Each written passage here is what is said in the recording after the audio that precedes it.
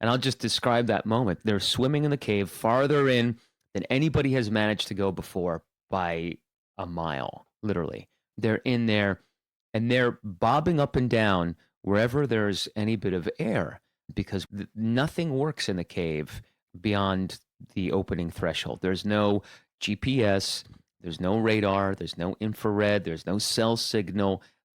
Basically, the only mechanism that they could use was their nose to hunt for what they thought were dead bodies.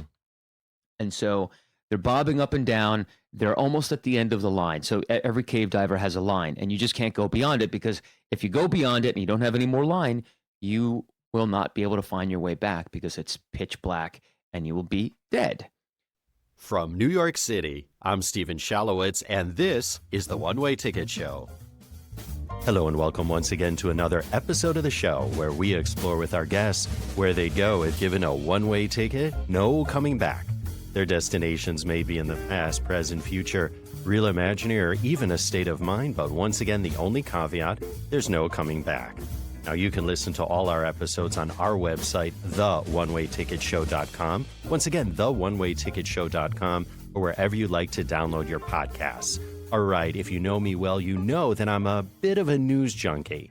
So it's always a thrill to chat with journalists here on the program. So on this episode, I truly look forward to my conversation with the multi-award-winning ABC News chief national correspondent, Matt Gutman. Now, based in Los Angeles, Matt reports for all ABC News broadcasts and platforms, including World News Tonight with David Muir, 2020, Good Morning America, and Nightline.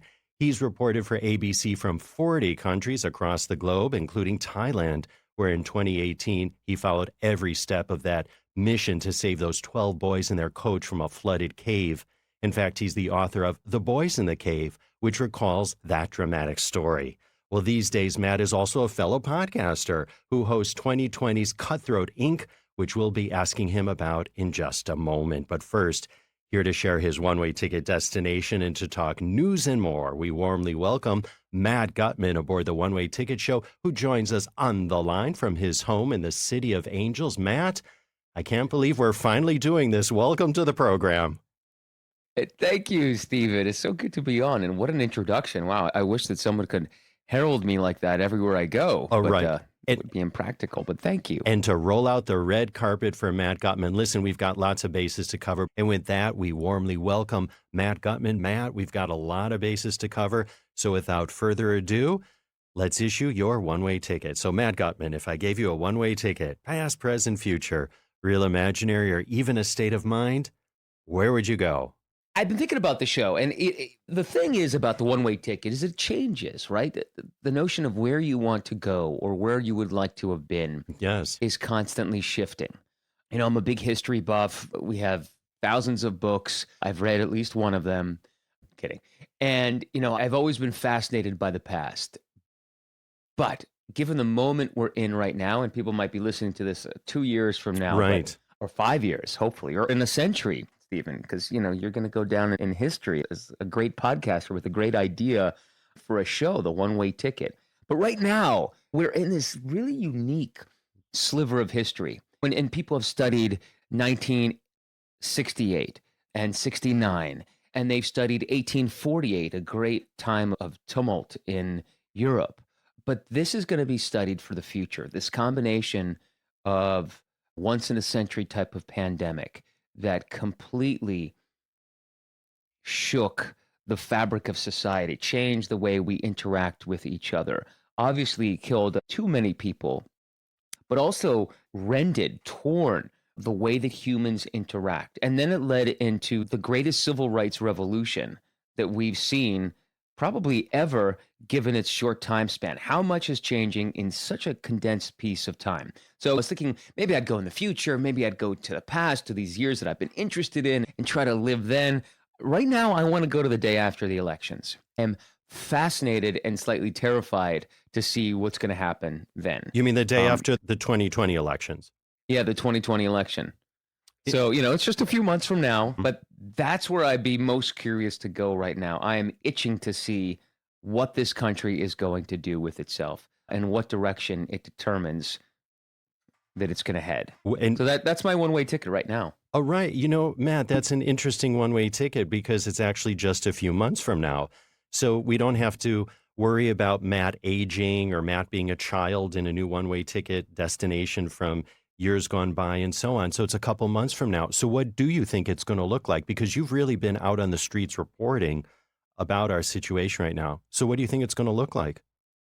Just a caveat, my wife says I am already a child, so I don't have to worry about that. Well, listen, I have to and say, hopefully I won't age too much in the next 3 months or 5 months. Matt, I have to say, I've seen some of your antics on Instagram, so I do slightly agree with your wife on that one. I mean, jumping off a roof in a pool isn't exactly my idea of something that I would do. Jumping off, it was a front flip, Stephen.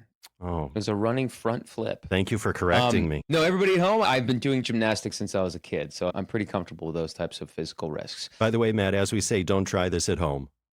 Yeah, exactly. Yes, but carry on. So what do you think it's going to look like the day after? I really don't know. I think that there's a significant chance that Donald Trump is reelected. And, I'm not allowed to have a political opinion, but I can certainly say that I have been extraordinarily disturbed by some of the tweets that we've seen of late that seem to paint even that poor 75-year-old. I don't even know if the guy was a protester or not. Whenever people listen to this, they will see at some point there was a 75-year-old man who walks up to police officers who are in full riot gear in Buffalo, New York, and they push him back. It's not like a massive shove, but he stumbles and trips and then ends up cracking his head on the sidewalk, and the sickening smack of the sound, and then forgive the graphic description, but watching the blood begin to ooze from the back of his skull is something that is seared indelibly, I think, on the minds of so many people. And yet President Trump has tweeted that he believes that this guy was a provocateur from Antifa, that he was trying to somehow record or mask the communications of the police officers. And it's so beyond the realm of absurdity that there is even increasing concern about the stability of the so-called stable genius in the White House. Well, Matt, I want to unpack that all for a moment, because do you think that the media got the prediction of who would win the 2016 election wrong? I think afterwards there was a massive reckoning. We knew we got it wrong, so obviously, and boy, did we get it wrong. And there was concern that there was a fundamental problem with the way that we were reporting stories. Now, the thing is, it's not so shocking given the amount of airtime that news all over the world gave Donald Trump, right? I mean, he was the focal point of almost every single news broadcast, certainly in the lead up year to the election, certainly in 2016 and late 15. But the guy got more minutes on air than anybody almost in history. I would say that's a fact. More than anybody in history. Certainly more than anybody who was not a sitting president. Well, the media loved it, though, don't forget, because it also brought in revenue. It brought in eyeballs, which brings in revenue. The guy was a showman. Yeah. Exactly, Stephen. And everybody loved to feature him because you never knew what he was going to say. He was completely unpredictable. He was eminently entertaining. The crowds were so interesting of the people who followed him and went to these massive rallies. And we did have reporters who, Tom Yamas, who was following him the whole time, who kept talking about, the energy at these events. And anybody listening has heard this a million times. And so, yeah, we knew we got it wrong. It was not, when you think about it, it wasn't wrong by that much when it boils down to a few thousand votes in states like Michigan and Pennsylvania. Obviously, more people in the country voted by, I think it was a couple million, for Hillary Clinton than they did for Donald Trump. But still, that's not the way the country functions. But, I want to skip ahead. Sure. And I think that we're in a moment now that I couldn't have foreseen. So a couple of days ago, I was in, I guess, Tuesday last week. I was following a Black Lives Matter protest, massive protest in LA. We marched and we hopscotched 10 miles with them. They marched about 15 miles. And I spoke to one of the leaders, who's Kendrick Sampson, who is an actor. He's on HBO's Insecure. He was on How to Get Away with Murder on ABC. And he's a very prominent BLM activist. And his major chant was defund the police. And there was a moment that seemed like a moment of grace that happened right after this protest, which ended outside Mayor Eric Garcetti's home. in which they were calling for him to defund the police and basically disestablish it, break it down, start it anew. And, everything was completely peaceful. And one of the things that the cops did that was very, very smart was melt away. They let the protesters do their thing. They let them stay beyond curfew. And then a guy by the name of Corey Palka, who's a commander and might at some point be the LAPD chief, probably not at this point, but, super high ranking, super up and coming guy. He's also about 6'5", comes out of the ranks of police and ushers these people, walks with the protesters arm in arm to lead them away from the mayor's house. And he takes a knee and people cheer. And then he hugs the protesters and he's like, I'm with you. I'm an LA kid. I know what you're going through. He's white. But it felt like a moment of grace. I'm like, yeah, this is what we're about. And as I walked back with Corey Palka, that commander, high ranking, back to his line of police officers and his cruiser, Kendrick Sampson literally jumped into the interview, broke it up right in the middle, came in front of the camera, great piece of theater for a thespian, and said, no, this is not what we're about. This is not what we came here to do. And I had to go live on air, so I couldn't really talk to him. But then I found him. I was like, what are you talking about? What was that? He's like, we don't want to take a knee. That doesn't help us when our people have been oppressed for this long, when LAPD is going to keep doing this. And they're going to think everything's kumbaya, that everything is great, but it's not. Fundamental changes have to be made that are not going to be helped by hugging the cops right now. We need to keep up the anger. We need to defund the police. And at the time, I was like, defund the police? Someone's going to defund the police? Come on. And a day later, Eric Garcetti, the mayor, takes a $150 million bite away from the LAPD budget instead of raising it by another $150 million. So it's a net loss of about $300 million for them, which is a big deal. I was like, wow. These are incredible times because nobody thinks they're going to take away from law enforcement. Right. That is the one thing that as any sitting political leader, you never do. Changes are happening now at a rate, Stephen, that I could never, having covered police and protests and Trayvon Martin, a story that no news organization really wanted to deal with, but we pushed for it. I just can't believe the rate at which everything is happening. And how do you think it's going to turn out then? I don't know. There is an interesting article in the weekend review of the Times, which said that African-American turnout is really going to sway the vote this time. And it may be. They may be the deciding factor. But again, it comes down to those swing states. I am not a political person. I do not cover politics, and I never have. In fact, I'm not that interested because it feels like such a soap opera, Stephen. It's something that this guy's up, this guy's down, who's beating up on him, they're ganging in. It's something that hasn't interested me as much as talking to people on the ground who are living the realities day to day. So I don't have a prediction. I have a personal hope, which I won't share. I just hope that this country will continue in progressing the way it has and realizing that this is a pivotal time and that we've got to keep up the momentum. Well, as they say, politics is show business for ugly people. That, that is fantastic. It's very true. Isn't it? Well, listen, I have to say, I'm glad that you brought up this issue of you as a journalist in politics, because I will say, and I've seen your reporting for years, and I will say I actually never questioned what your politics were based on your reporting. In other words, I felt like it never came out. Having said that, though, I can't say the same for other journalists that are on TV. And it absolutely frustrates me because all I want are just the facts. And we've gone to such opinion right now. And I'm not talking about cable. I'm talking about regular network television. And I'm wondering if you think the genie's out of the bottle there. That's such a good question. And obviously it's a very touchy subject for someone like me who has been in this. It's all I've ever done is be a reporter, not on TV, but, as a print reporter for years before I did radio and then I did TV. And I really am pretty much apolitical. But as someone who's read a lot of history, I would like to think that I try to be on the right side of history. And typically that is about being progressive. And typically being a good journalist means that you listen to people and that you're willing to hear other opinions. And if you want to call, I don't know what you call that, but that has been my motto. Well, you just call it objectivity is what you call it, or you call it a curious mind. I mean, and that's what it is. And I'll tell you, I consider myself independent. I listen to everything. I listen to both sides, and then I want to make up my mind myself, right? But, there aren't a lot of us out there, sadly. I think. Yeah, there are. I think there are more than you think. Really? I don't know. I But maybe hope. I maybe it's hope. just that the voices of those on either side of the aisle are just so loud that it just crowds out everybody in the middle. And of course, that's why you have swing states. So at the end of the day, so we're going to have Matt's one-way ticket again to the day after Election Day 2020. But you did say at the top of this conversation, you do think that President Trump will win.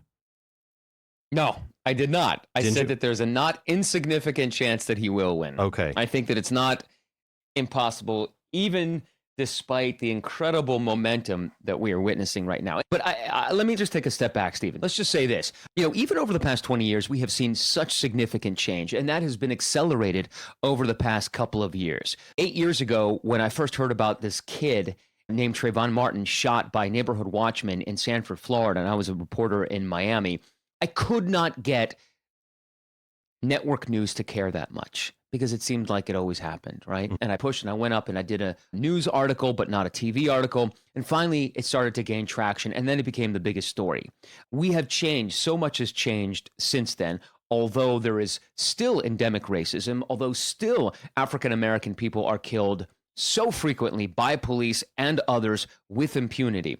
But it feels like we're on the cusp of something big, that there is a greater realization in society, an internal view of ourselves, and an understanding that so much of the way society is built is rigged against people of color. And it just feels like there is a massive change going on, and hopefully that continues. And so being someone who is open to change and open to things that are different is critical as a journalist and as a person. And my hope in that one-way ticket is to see it continue after what is probably going to be a very ugly and brutal political season over the next few months. So I'd like to skip that and maybe come to the good part, and hopefully we have more change in early November, or maybe not. Question: have you met Vice President Biden, and have you met President Trump? I have spoken to President Trump on the phone, and as a kid, I think I was probably in fourth or third grade. My grandparents took me to Washington. We were in the Capitol, and I think we met a bunch of congressmen and senators. But there was one person who really did stand out, and that was this tall, good-looking guy from Delaware named Joe Biden. And the reason for that is that he had the gift. I was, 9, 10 years old. I don't know, 8, 9, I don't know.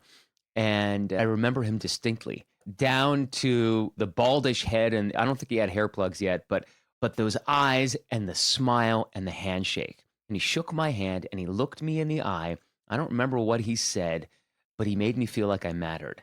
And that is the political gift. And that is why, a little kid remembers it 35 years later, because someone has that political gift to make somebody think that they matter. So, and that's retail politics. And again, I don't really do politics, but I remembered that.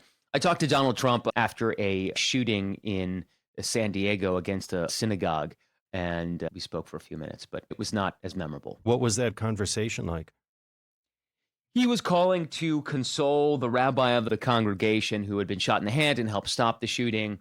And then we ended up having a conversation, and he was telling the rabbi that he's with them, and it was a pretty pro forma boilerplate type of thing. Got it. Yeah. Are you going to be covering the election? In other words, I know you don't do politics, but oftentimes it's all hands on deck during election night. During election night for sure, but I don't think I'll be doing the whole run-up. I'm much more interested in covering what's going on right now. Well, the two other major stories that are going to be with us for years, which is this George Floyd protest march movement and COVID. Those are the things that I have almost exclusively been doing for 4 months. Right. And that's what I hope to continue to do. It's so interesting, though, Matt, because as we record this right now, it's June, of course, November, so it's just a few months away. Dare I say, I think people's memory is so short. So obviously, COVID is going to be with us. It seems to me, from what I'm hearing, you think that this movement out on the streets as a result of the George Floyd killing is still going to be with us at that time. There's a little part of me that says that, I don't know, there might be something else that comes up. The world has done so many somersaults so quickly in such a short period of time throughout the last several years that I'm wondering, what is it going to take to have a new news cycle with something else? That's a very astute question, right? And as someone who is an avid observer and watcher of the news, that's the right question. But again, this is my gut. I think COVID's going to be with us for a long time Yeah. because there are going to be congressional hearings and there is going to be a commission to discuss who knew what, when, and how many lives could have been saved. I haven't checked today's tally, but we're, I don't know, 110,000 deaths, 100 and something, but more people have died from COVID than should have. That's clear. Yeah. Because we started late. So who knew what? I know people who are public health officials who back in December started to prepare. People in Seattle started to prepare very early, even though they got hit early and there was a spike there, but they managed to flatten the curve really fast. Even Governor Cuomo is not going to be exempt from this questioning because did this many people have to die in New York? And we love Cuomo, right? Everybody loves him, but everybody is going to be examined under the microscope. Well, not everybody loves him, actually. I mean, most of, the lion's share of cases are here in New York. And from all points, it looks like more could have been done earlier on. And if you look at some of his statements, really before the national close down, well, he has a lot to answer for, but I'll leave that up to journalists to suss out, really. I think this is absolutely fascinating. This is the first time I've had a guest, and I've been doing this show, Matt, for over 8 years now, have a one-way ticket that's just to a few months from the point of our conversation. Just as a question before we move on to other things Matt Gutman related, and there are a few that I want to get to, 4 years from now, assuming that Trump gets elected, he's going to be a lame duck. And if Biden gets elected, of course, he's going to have to be up for re-election. He's going to be, about 80-something then? And so who knows how fit he's going to be. Who do you think are going to be some of those up-and-coming stars that might want to take the place of either gentleman? I have no idea. But so the concern is this, right? We elected an African-American president. I mean, what an historic thing that America did. And then we elected basically the polar opposite. So if Biden is elected, and assuming that he has an African-American running mate. Which he will. I mean, he already said he will. Right. Is there a backlash again? Do we turn back the clock? Is it even possible? Just to go back to what we were talking about earlier, how COVID will be with us because there will be all these commissions of inquiry. I think that it doesn't matter if people's hearts change about their views on race. It matters what the social mores are. And it is no longer acceptable to be racist. It's just not going to be okay. And people are going to be called out for these kinds of things. And we're going to be learning for a long time. But you ask a really good question. What does it look like 4 years from now? I have no idea. We'll have to have Matt back on because you might just have a new one-way ticket to the day after the 2024 it's election. The lamest one-way ticket, but I really am curious. And again, I'm going to go back, Stephen. I know we don't have a lot of time, but this is going to be one of those years that is studied in history. You hear about 1969. You hear about 1968 with the riots. Right. The years of the wars, the years of the pandemic, 1918 to 1919. 1848, a year of enormous protests and revolutionary action in Europe. This is going to be one of those years. 2020 is going to be something that's studied. I couldn't agree with you more. Matt, there's a couple other bases that I want to cover. I know that you've got a full plate. And so I do want to ask you about podcasting, actually, just to really, really switch gears right now. I can tell that you're actually passionate about your one-way ticket journey, which is good. I'm glad I had you on the show to get that out of you. Well, listen, we'll talk about your show, Cutthroat Inc., in just a sec, but I'm just curious, now that you've worked in television, radio, as well as in podcasting now, and I'm just wondering if you can share your thoughts, just generally speaking, about podcasting as a medium. It's interesting. So I've done podcasting, print, I've written a book, I've written articles, and radio, network radio, which is 30-second hits, and TV. I love podcasting, and I think it's sort of a combination of radio and writing. What you do is really conversational, and it's different than the podcast that I did, which took almost a year to put together. It was a true crime story called Cutthroat Inc. And I hope everybody subscribes and gives it a thumbs up and 5 stars. But, that's a true crime murder thing. And it takes so long to put together and to produce and to do the writing and to get all of the sound together. And what you do is a lot more free-flowing, and it enables you to do a lot more episodes than we were able to do. We did 7 episodes, each about 40 minutes long, 45 minutes long. But podcasting, or being the consumer of a podcast, and my wife is an enormous consumer, and as am I, it allows you to do other things while you're listening. And to produce it and put it together, it essentially allows you to write a book if you're doing that kind of thing, a true crime or a series that's scripted, and then deliver it. And what you do are these incredible conversations, probing interviews with people in which you are gifted. Thank you. And that's also interesting. So I think it's a wonderful medium. I really enjoy it. And that sounds boilerplate, but it's true. It's also strange that we're going back to a preferred medium that was the only real medium 80, 90 years ago. Well, I think it's such a personal medium, isn't it? And I think a lot of people like the fact that you can do something else. You can vacuum, you can be doing the laundry, jogging, for example, taking the dog out for a walk, as you just did before we sat down for this conversation. And you can do other things and learn other things. And I think there's also an authenticity level that people are looking for too, because people are looking for new voices, and they're not just looking for network voices, dare I say. And sorry to say that, but I think people are looking for more voices that are out there. But just in a moment or two, anything else that you want to say about Cutthroat Inc. before I move on with a couple other points? So, you raised such a good question. It's about intimacy. Yeah. And, so one of the things that I had to learn going from being a network correspondent who projects and who speaks like this in a voice that is authoritative and learned, to something that's, now this is my podcast voice. It's so intimate because you're in someone's ear. And so there's a very different mode of delivery. Well, Matt, it took a long time to learn how to do that. And they kept coaching me, more quiet, slower. And as you know me, Stephen, we've met. Yes. I'm really animated. It took some learning for me to do. You can hear Matt halfway down the street. My natural voice is actually quite loud. And my brother Howard always says, Stephen, half the volume. And so sometimes on some episodes, I'm all full gear here, but I know that you have to sometimes moderate it because, again, there's a mic and then there's someone's ear and you don't want to blow the eardrum.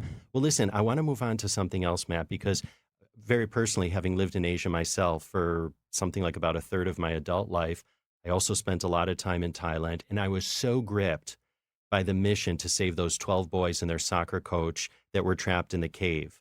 And as I mentioned at the top of the show, you went on to write the book, The Boys in the Cave. You just referenced it just a moment ago also, which told their story. And for me, when I think of that story, I can't wrap my head around those boys, their bravery in the cave, how treacherous it was really to get them out of the cave and into the world, right? And the world really came together, didn't it? And so I'm just wondering, when you look back at that story, what are some of the standout moments for you? I'm someone who loves ingenuity and love when people come together. And it's not just the cooperation, which was enormous. There were people from all over the world who came to help the Thais. But in particular, the reason I wrote the book the way I did is that there were these two British cave nerds. And aside from being in Thailand, they just happened to be. And actually, this dovetails back into, I will actually somehow segue this into politics, even though I don't do politics, but it's about experts, right? You got to trust the experts. And that is what we're shifting away from in this country. In particular, our president is not a fan of experts. But these two British dudes who were, in their 50s, they're the kind of nerds who are in high tech and wear dark socks with sandals. But they happen to be the very best in the world at a very niche thing. And that's not just caving, not just cave diving, but cave dive rescues. They were the best. And so they were brought over there, and somehow they figured out a way to find these boys. And that moment of rapture, because they thought they were dead. Everybody thought they were dead. And I'll just describe that moment. They're swimming in the cave farther in than anybody has managed to go before by a mile, literally. They're in there, and they're bobbing up and down wherever there's any bit of air, because what they're doing is nothing works in the cave beyond the opening threshold. There's no GPS, there's no radar, there's no infrared, there's no cell signal. Basically, the only mechanism that they could use was their nose to hunt for what they thought were dead bodies. And so they're bobbing up and down. They're almost at the end of the line. So every cave diver has a line, and you just can't go beyond it, because if you go beyond it and you don't have any more line, you will not be able to find your way back because it's pitch black and you will be dead. So they're in this part of the cave where nothing can penetrate, bobbing up and down, and they come up for air, and one of them smells something. So he comes up and he smells poop. He smells death. And so he comes up, he taps his friend. He's like, John, I think we found them. And they're certain that these kids are dead. And so they start to flow and drift towards the scent. And suddenly they see the boys' flashlights raking the top of the ceiling. And they say, whoa. And then they get closer. And there's that iconic moment caught on their GoPro camera in which they come closer. And the kids are like, hi. And they say, how many of you? And the boys say, 13, because one of them spoke a little bit of English. And the Brits are like, righto, brilliant. That's what they say. And then they realize that they're all alive, 13 alive. Then there's obviously the question of how to get them out, which was a whirlwind effort with American Special Forces helping, not physically, but at least providing resources and planning, the Thai government, French divers, Finnish divers, people from all over the world. But for me, that moment of those boys being found when everybody was sure that they were dead is pretty incredible. So yes, The Boys in the Cave is the name of the book. I hope everybody picks up a copy. And we'll have a link to it. Have I sent you a copy, Stephen? You haven't. I would love a copy. I'll send you my address. I need a signed copy. Anyway, so that's just one of my favorite parts of the book. That would be fantastic. We'll have a link to that on the show notes page of our website. Have you stayed in touch with the boys, by the way? A couple of them. I follow them on Instagram. We send messages from time to time. But here's the other brilliant thing, to use the Britishism. Yes. They are really well acclimated. You'd think that they would have some PTSD, but one of the things that I learned when I went back afterwards to their houses, I'm like, where are they? Where's everyone? They're like, oh, they're out and about riding their bikes at night in this town with like potholes everywhere. And I asked the parents, you allow your kids to do this after nearly losing them? And the mom of Dom, who was the captain of the 13-year-old team, said, yeah, because if we don't let them be boys, we're going to lose them for real. So we've got to let them keep doing the things that they're doing. And so that's interesting. Yeah, it was brilliant. It was just like that was a really good bit of parenting. Right. And so all of them were out and about every day, some of them on mopeds and scooters, and they were just living their lives not as if anything happened because they're famous, but they were allowed to be boys and they were allowed to be daring and they were allowed to take risks. And I think that in combination with a really tight-knit community and good parenting helped them recover. They seem okay. Right. Even just their philosophy on life. I know that they meditated as well in the cave, didn't they? That's right. Which I think is very important for anybody. Just one or two other bases, Matt, before we wrap, because like I said, I know that you have a lot of plates spinning in the air, as I like to say. Just going back to being a journalist, I'm wondering if you can just share with us your perspectives on context in being a journalist and how difficult it is, and if you think that journalists are doing a good enough job putting stories into context when they're being delivered, whether it's in print, radio, or television. That's a tough question, Stephen. Yeah, I don't know. Context requires time or on the printed page space. And that is the most coveted resource in any newsroom. And sometimes we're not given as much time or space as we would like to be able to give context. So I think it's a systemic question, and I don't have the answer. I know that we try to provide it. I do as often and as completely as possible, but there are enormous challenges with that. And they are the availability of that resource, which is time. Right. So it's tough. And also sometimes the audience doesn't want to hear an historic brief on whatever, on civil rights in America or on the history of finding vaccines in 1918 pandemic America. Like there's only a limit to how much people want to listen. So you can give people the meat and you can give them the vegetables, and you want to give them a really balanced diet of meat and the veggies that you want to give them. But sometimes you just got to get to the meat. I think we try, but we don't always succeed. I think it's up to the individual to educate himself or herself in the subject, broadly speaking, right? And then they can watch the news and then they can kind of fill in the blanks themselves, I suppose. Now, let me just say on a bit of a lighter note, you've covered natural disasters, major conflicts. You're working in very harsh climates, both hot and cold, all under really incredible tight deadlines, right? And you're really stressed out. And again, I'm not being trivial here, but I have to ask this of you, Matt, because you always look like you walk off the pages of GQ. And so I want to know, what's your secret? You're very funny. I don't know if I have a secret. I guess my sartorial philosophy is that I have a good build and I want my clothes to show my body without being fleshy or wearing anything too tight, but it's just like a scaffold. My build is the scaffold and the clothes are the building on the outside. But I buy really cheap stuff. My highest quality stuff is when I go to J. Crew or something like that. But I have a lot of Old Navy, the black t-shirts you see me in, Yes. those are Hanes. I guess I buy nice shoes, pretty nice shoes, but nothing too fancy. I don't know. I just try to make it work and I try to fit the story, right? It's about, if you're in the jungle, you want to wear something that's comfortable, but not anything too formal. If you're in a protest, you want to sort of blend in to some degree, but it's also got to be functional, which is why I like cargo pants a lot. I feel like this is a silly conversation. No, it's not, but, but then how do you pack? Do you have always a suitcase ready to go? As a reporter, I literally always have a suitcase ready to go. And it's got a bunch of those Hanes t-shirts. And it's got, these days, at least one denim shirt in there. Yeah. Pair of cargo pants. And always comfortable shoes. Okay. Most important. Yeah, I don't think it's silly at all, actually, because there are a lot of reporters out there that you wonder, whoa, they look, they just went through a cyclone. They literally did just go through a cyclone. And then there are other reporters that are out there that look rather presentable, and you fall into that camp. And I always wondered how you all do it. There are a number of you out there that really can put yourselves together even under those circumstances. Just speaking of overseas countries, so when I was doing my homework on Matt Gutman, I realized that you were a reporter based in Jerusalem for 7 years. Yeah, I was. That's when I was a print reporter. Right. I started doing some radio for ABC. Right. But yeah, I took pride in having been in every single major conflict in the Middle East from 2001 to 2008. And that was my thing. I was a war correspondent, I suppose. What did you enjoy most about living there? Living there, I was in Tel Aviv for 5 years. I lived on the beach, not on the beach. I lived like a 10-minute walk.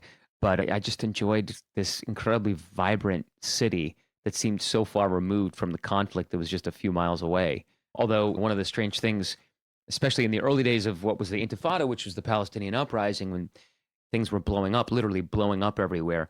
This is really before cell phones kicked off, but I would run with a cell phone. There were no smartphones then. And every time I ran, runner, and every time I ran near a bus or saw a bus, I would think in my head, is that going to blow up? And so I would try to skirt the bus. And I still think about that kind of stuff today, which is interesting is, something, maybe that's a little bit of PTSD, but, what's going to happen? And so it's a weird thing to live in a society where you think that bus next to you or this cafe has a chance of having a bomb in it that could explode as you're running by. Other than that, it was enjoyable, partly because everything felt so raw and on edge, right? And so it made people live this incredibly vibrant life, and people spent money and they partied and they lived hard, and it was fun. I was a young person. And then I met my wife and I moved to Jerusalem. She was working at ABC at the time, and it was a very different vibe in Jerusalem. But I was just really interested in learning about Israeli culture and Palestinian culture, and I traveled to Afghanistan and Iraq and Syria and Lebanon and Saudi Arabia and basically every country in the Middle East. And so for me, it was a dream come true to be part of this really interesting period in history and being an eyewitness to some pretty remarkable episodes in history, including the invasion of Iraq. So I could keep going, but I was going to say everyone. that's for a whole other conversation. Listen, like I say, Yeah. I'm super mindful of the clock, so I think we're just going to leave it right there. But I do have to give you a shout out, Matt, because I really enjoy seeing your posts on Instagram, and it's so clear that you take your job very, very seriously. But by the same token, you are a real family man. You love your kids, your son, your daughter, your wife, and Shimmy, your dog. And it's so nice to see all of your posts, really, because you can tell that you're all just really, really happy to be together. And so really kudos to all of you, because it's really a beautiful thing to see, especially when there's so much chaos in the world. Oh, thank you, Stephen. That's so sweet of you. I appreciate it. And I appreciate that you noticed it. All right. Listen, Matt, lots of luck to you. And thanks so much for joining us here on the One Way Ticket Show. Let's check in again, obviously, before the 2020 election, but we'll have a chat then after the 2020 election as well, and see how that's doing, how your one-way ticket journey is doing. And we'll, of course, have info about Matt and a link to all things Matt. And believe me, there's a lot on the show notes page of this episode on our website, theonewayticketshow.com. And no matter where you are in the world, do shoot me an email, Steven at theonewayticketshow.com. That's Steven with a V. Share your one-way ticket destination. Let's even arrange a call and chat because I'm always up for a great conversation. Meantime, it's a wrap for this edition of the One-Way Ticket Show. For the multi-talented Matt Gutman and the entire crew, I'm Steven Shalowitz, and we'll see you next time.